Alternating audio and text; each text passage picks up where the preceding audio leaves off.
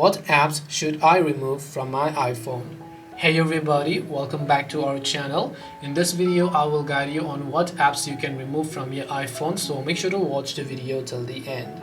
Now, if there are any applications that you must think that you should remove, it really depends upon you as a user as to what kind of apps you want and what you don't want. Because Apple also has some pre-installed applications such as Wallet, let's say. And let's say you don't use Apple Wallet in your country, you can go ahead and long press on the Apple Wallet application here, and then tap on remove app and then choose to delete the app completely if you don't use Apple Wallet. As I said, this really depends upon you as a consumer. If you don't use Apple Maps and then you use Google Maps only, you can long press on it, tap on remove app, tap the delete app option to delete that particular application here.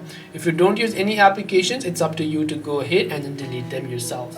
This way you should be able to figure out as to what apps you can remove from your iPhone. Hope this video is helpful. If you have got any questions, feel free to leave them down below.